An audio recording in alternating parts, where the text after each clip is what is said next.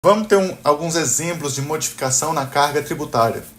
O governo, ao modificar a carga tributária dos consumidores, ele vai influenciar também a sua renda disponível. Aqui a gente está tendo um exemplo de aumento na carga tributária dos consumidores. E com esse aumento de carga tributária, as pessoas vão ter que pagar mais impostos, por exemplo. E, por exemplo, o consumidor pode ser levado a reduzir os seus índices de poupança, os seus níveis de poupança, e muito provavelmente a quantidade de bens e serviços que ele costuma adquirir.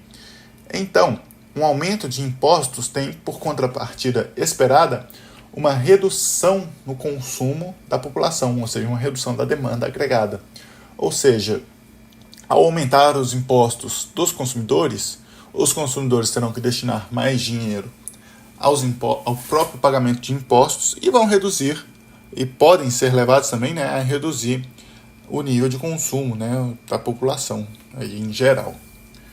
Outro exemplo de modificação na carga tributária é o aumento na carga tributária das empresas.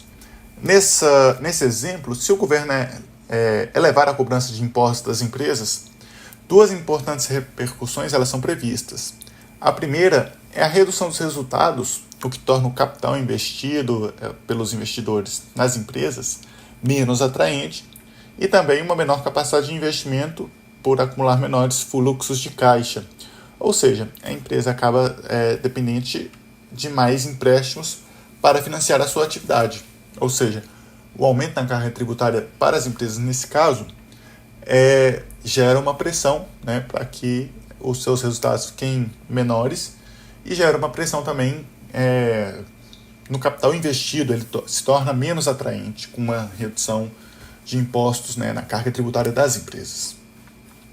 E o governo, como que ele fica com essas alterações na política fiscal?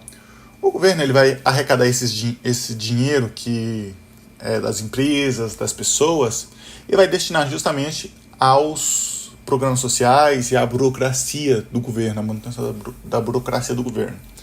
E sempre que se verificam alterações na política fiscal, por meio dos impostos e dos gastos do governo, isso também se reflete no orçamento do governo.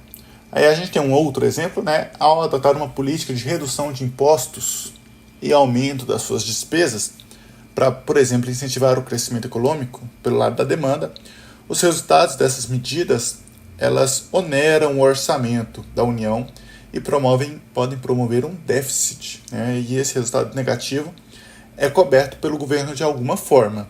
Geralmente medidas por meio de emissão de moedas ou de títulos públicos que aumentam a dívida pública do governo.